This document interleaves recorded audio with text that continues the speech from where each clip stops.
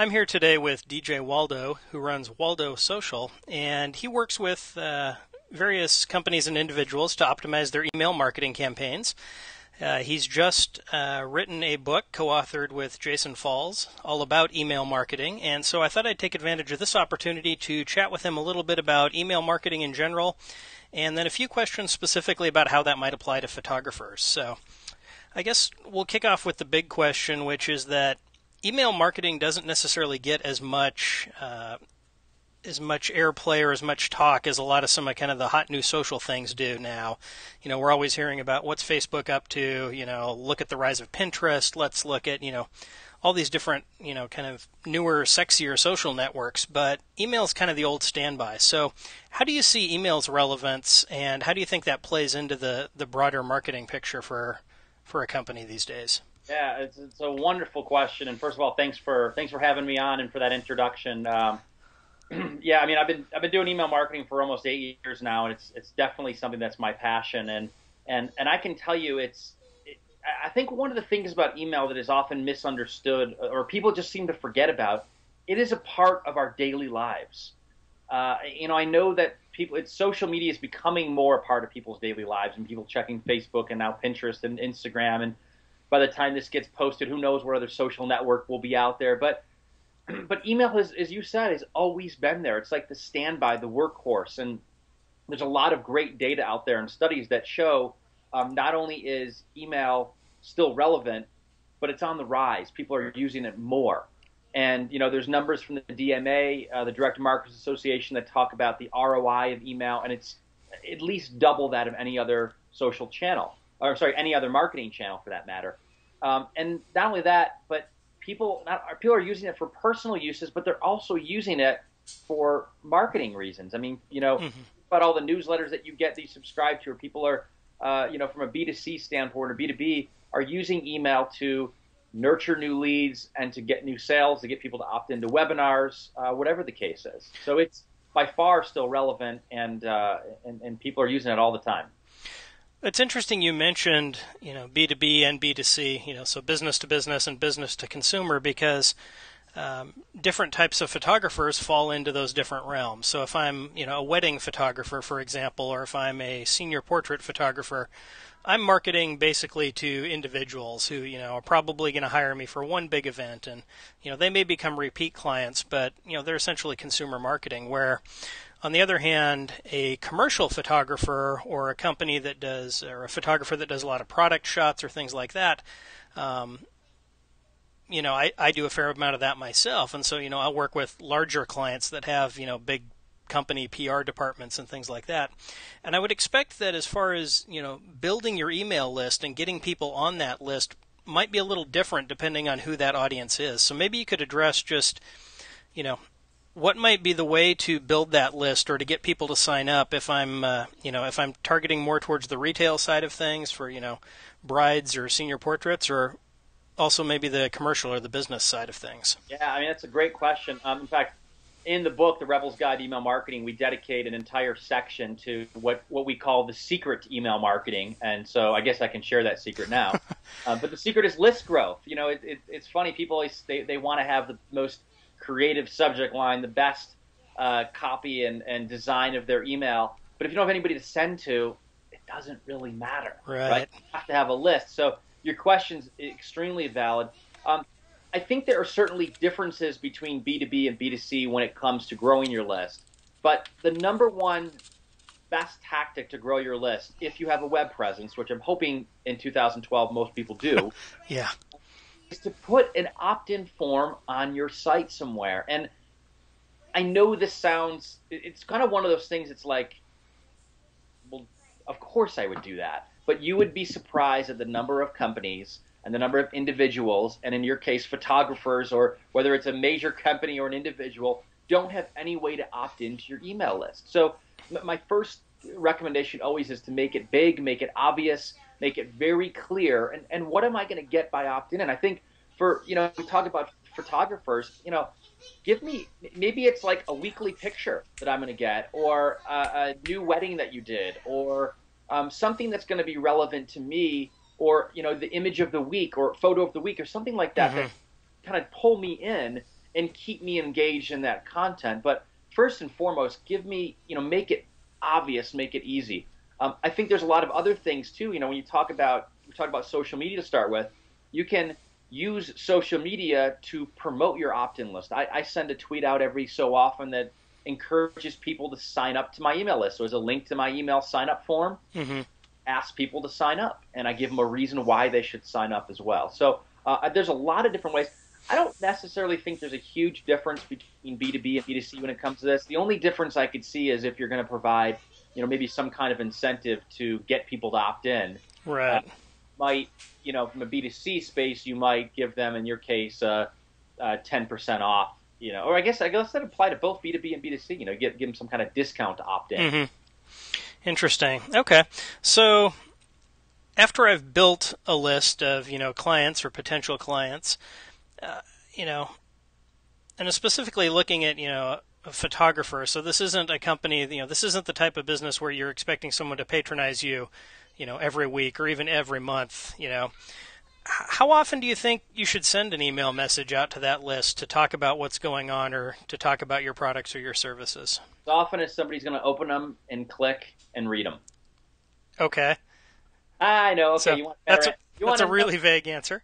But it's a vague answer, but it's intentionally vague. Mm-hmm. I think too often, and this book talks a lot about breaking the rules. Too often you have the email marketing purists out there that say, well, you should send no more than once a month, or you should never send a daily email. Well, Guess who sends a daily email? Groupon, Living Social, Daily Candy, some big name companies. There's a lot of companies that successfully send an email every single day. There's a company called Harrow or Help a Reporter out that sends 3 emails every single day. Right. And their open rates are ridiculous. I mean, it's 60, 70, 80% sometimes. So the reason I was a little bit flip with that answer was intentional because I think it's unfortunate when people say, well, you should only send this amount or you should never send more than. That being said, I would say if you start to send more than or less frequently than monthly, you're probably not capturing you're not capturing enough attention of your subscribers. I don't know what I did yesterday, let alone a month ago. And so I think that's kind of the baseline. You have to do at least a month. But the other rule is send when you have something to share. Too often it's kind of like writing blog posts. Mm-hmm. I mean, sometimes people say, well, I've got to write 3 blog posts a week. Well, I'd rather write 1 blog post a week that really kicked ass than 3 so-so ones because I had to do it. So I believe in getting into some kind of regular schedule. I'm starting to send my newsletter now every Friday. But for the most part, I think you have to remember you have to have that content to send. That's a critical piece to it. Yeah, that's a good point. I mean, and like you said, I think probably monthly might be the minimum that anybody should do. We know that one of the reasons why you're doing this is to keep your name and your brand fresh in their mind, and so that they're thinking about you. And if you're not doing that, they're not going to be thinking about you. So that makes sense. Too. The beauty of email marketing is all this stuff is measurable, right? So if you look and say you start sending more frequently, and you see your unsubscribes are going up, and your complaints are going up, and your opens are going down, your clicks are going down, well, the data can tell you that you're probably not. You're probably over mailing people, right? So consider also. So speaking of looking at the statistics, so I guess probably one of the basic tips is that people should use an email service provider to do this. I use MailChimp myself personally. I know I hear lots of people say good things about Aweber as well. I guess what's the best way for somebody who's new to email marketing to get started with one of those, or another service that you might recommend? Sure. What's the best way to get going? Is this something that you think, is this something that, the average senior photographer can probably figure out, or is this something that maybe they're going to want to have their website person help them set up and configure? Sure. I think, there's hundreds, if not thousands, of different email providers. I mean, I'm somewhat biased. I worked for a company in North Carolina called Bronto for 4 years. I worked for another company called Blue Sky Factory for 2 years. So, I'm a little bit biased in there. One of my clients is Infusionsoft, so I use them. I've used MailChimp in the past. I've used Constant Contact, and a lot of people have used Aweber. I think the thing you have to ask yourself is, what are your strengths and what are your deficiencies? So in other words, if you mentioned if you're not really strong in the design, companies like Campaign Monitor and Mailchimp and others too have really easy to use interfaces and built-in templates that you can just out of the box send something. And so I think if you're just getting started, those types of entry-level services are much better. And also, they tend to be less expensive. I think Mailchimp even has some deal where up to the 5,000 contacts or something like that, or emails per month, it's free. So there's some kind of deal like that. But if you're doing something, if you're finding you're getting, doing more and more sales through email, Infusionsoft does a lot more of the marketing automation. Bronto does a lot more tracking specific to how many sales and tying it back to email. But really, I think at the end of the day,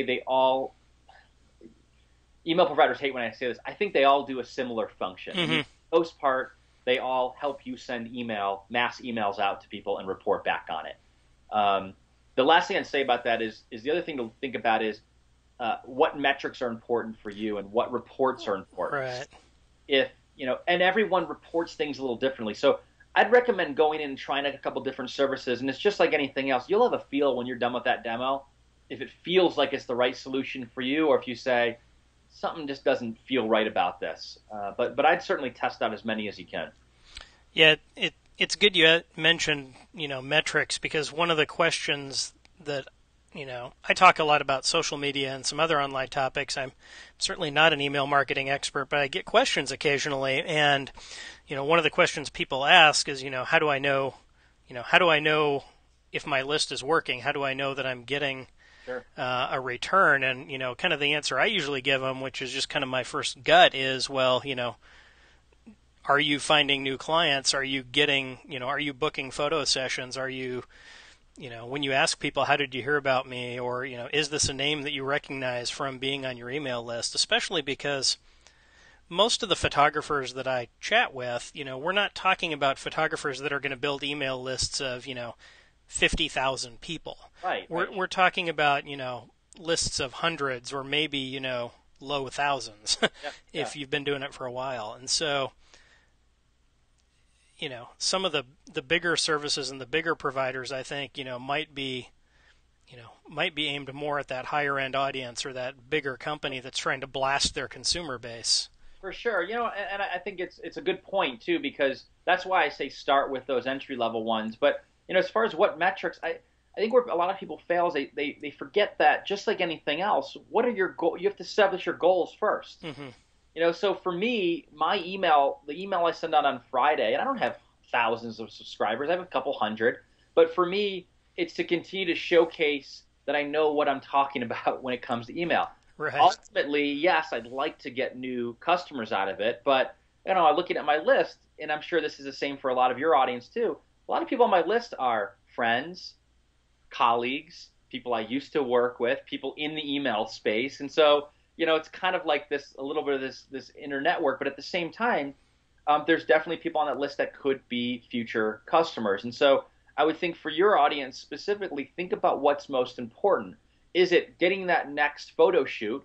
Is it getting people to open? Is it getting people to share the email with their network? I think that's an underutilized feature a lot of times. Right. Is getting people, if you've got 100 people on your list, if you can get another 100, one person to share that and 100 more people click on that link, all of a sudden you've doubled your reach, just like that. So, okay. Yeah, that's a good point. So, what I guess what would you say is I've seen a lot of cases where I see people tweet out on Twitter or they share on Facebook. They share links to archived email newsletters. So they've sent out their weekly newsletter or their monthly newsletter, and then they tweet out a link to that. Do you see, and I'm sure this answer varies depending on the specific circumstance, but in general, have you found that that's often an effective way to get people to subscribe? Sure. Well, or is it subscribe? Depends. So if you're just sending out to your newsletter, I mean, if you have an option in your newsletter to subscribe, then I think so. But if you're just sending out an email that you had sent, a week ago or previously, it's a little bit of a leap, right? Because people are going to view that content, but if you don't have an easy way for them to opt in to subscribe, then you got to take an extra step. I would be now. You could also, some email providers allow you to send out an archive email that looks a little bit different that has a subscribe option on it. I'd be more likely to do that. But I think in and of itself, just sending out the link to that archive email, you're not doing it to get more subscribers. You're doing it to get more reach of the email, more eyeballs on that email. All right. So I guess to wrap things up, we've talked a little bit about, how do you set up a list? How do you build a list? How often do you want to talk to your list? I guess knowing what you know, and with, the book coming out soon, The Rebel's Guide to Email Marketing.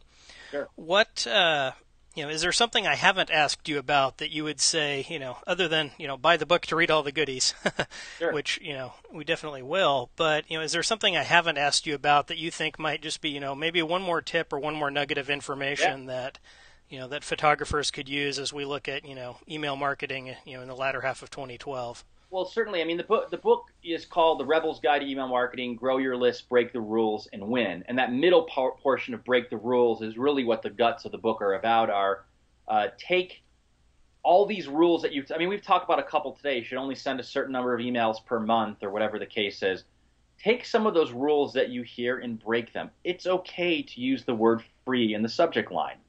It's okay to use a pop-up to collect email addresses. It's okay, on occasion, if done correctly, to send a non-permission-based email. The key to all this stuff is you have to test it. You have to try and see what works for your audience. My big issue with case studies often is the case study is great, except for my business is not your business. Right? So I consult people on email marketing. I don't know how to use a camera. So our audiences are potentially very different. I think too often people think that, well, I would never open that email, or geez, a pop-up on my site. I hate pop-ups.